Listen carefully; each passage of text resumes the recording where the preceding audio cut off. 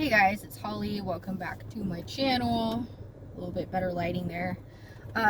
So part 2 of my video on tanning, my opinions on tanning, sunbathing, etc. So in my last video, I had to cut off early.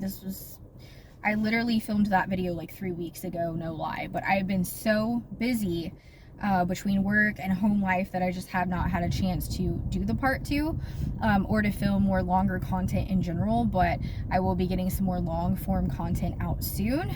By long form I mean like videos that are more like 5, 10, 15 minutes, etc. So I upload mostly shorts most of the time, but I do try to get in. My goal is to get in long form content once or twice a week. So I'm trying. But anyways, so when it comes to the tanning, the last video I cut off and I was just kind of doing my best to explain what I could.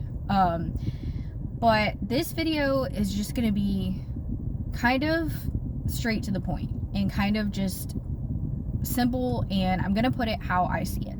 So when it comes to the practice of tanning, sunning, etc., it's subjective. There are a lot of different ways in which a person considers themselves to be tanning or spending time in the sun, whatever. Some people spend a lot of time in the sun for work.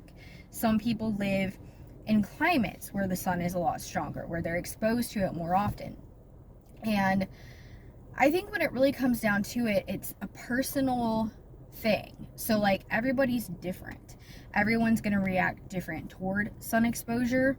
The same goes for UV, artificial UV light, etc. So you have to really look at yourself and your own body and ask yourself, like, how does my skin react to this exposure? How am I reacting to it? Am I burning? Am I having issues after this exposure and things of that nature? Because our bodies have these senses in them. Our skin has senses that tell us, hey, something's not quite right. You're getting too much of this thing, too much, sun exposure or whatever that may be. So I know, like for me, for example, if I spend too much time in the sun, I start to feel it. Like I start to feel an actual tingling in my skin, like an actual feeling that tells me, hey, I've been out here long enough. I need to either go inside or cover up or get in the shade or whatever that may be. So over time, I have become the type of person that needs a lot of sun exposure for my mental and emotional well-being. And I feel like I also need it for my physical health. So there are a lot of us that need the UV exposure for our mental well-being. And so a lot of people will actually go to tanning beds for that reason.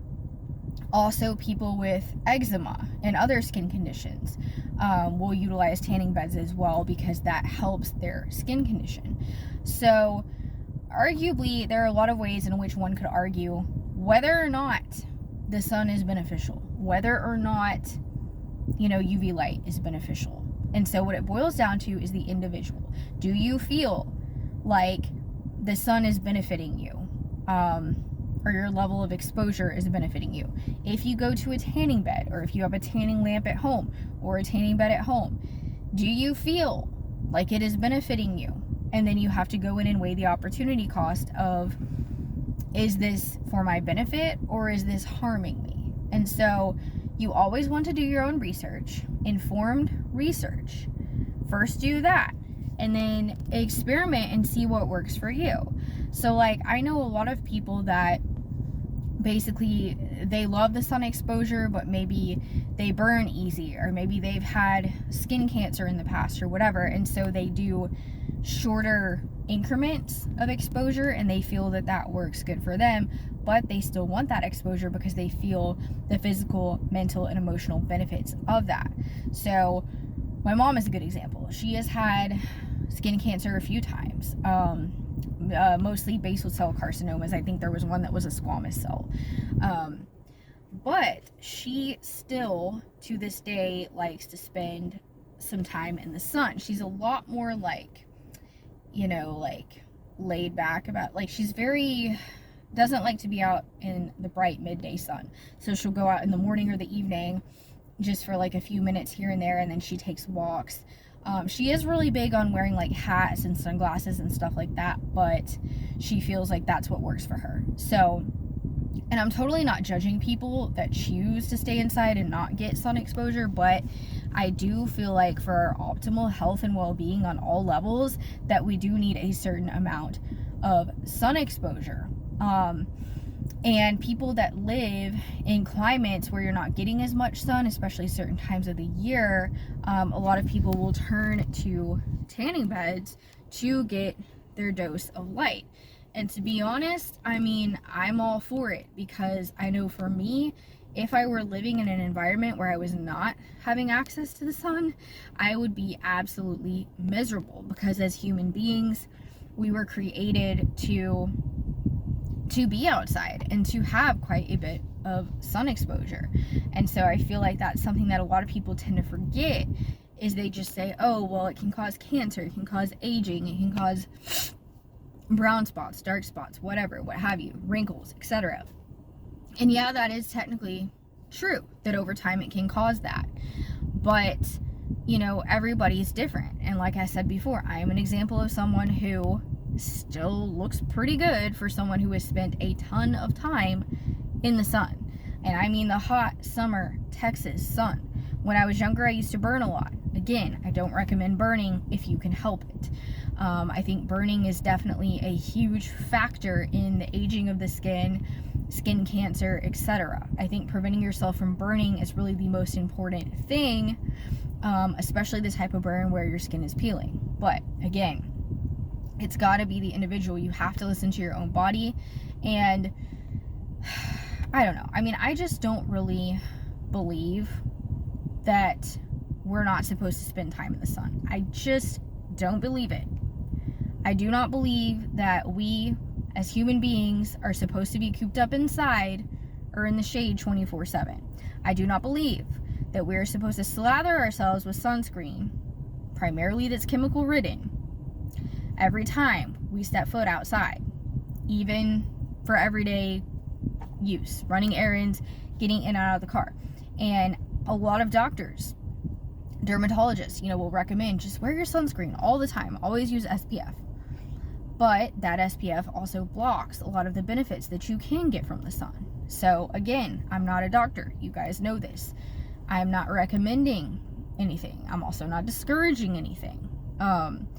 You know, if you are one of those people that wants to wear the sunscreen and the hats and have absolutely zero sun exposure, more power to you. If you are happy that way, if you feel good, there's nothing wrong with that. But as for those of us that feel like we truly need the UV light, I don't think there's anything wrong with that. And that's just my opinion. So, I'm trying to think if there's anything else I want to add to this. I'm very much an ad-lib person. I never write a script for any of my videos, even my longer ones. I just like to talk and tell people how it is. But yeah, so again, I have been utilizing UV therapy for most of my life. I think I was about 9 years old when I started noticing the benefits of UV therapy, and at the time I would just go out in the sun. And I mean, I started doing that at a very young age. And when I was a teenager, I would start like laying out.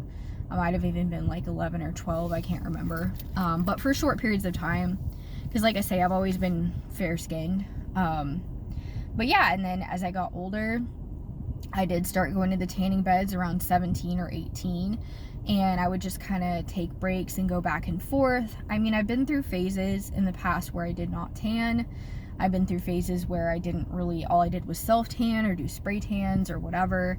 For the last, I don't even know how many years, it's been a lot. Probably for at least the past 5 or 6 years. I have kind of been like using tanning beds on and off, like for the most part, like minimally, and then trying to spend as much time as I can in the sun. I was using tanning beds up until a few months ago, and then I decided to start doing my own thing at home because it was taking extra time, energy, and a lot of extra money. So for those reasons, I decided to start doing my own thing at home, and I showed you guys in a different video how I kind of did my own makeshift like home lamp.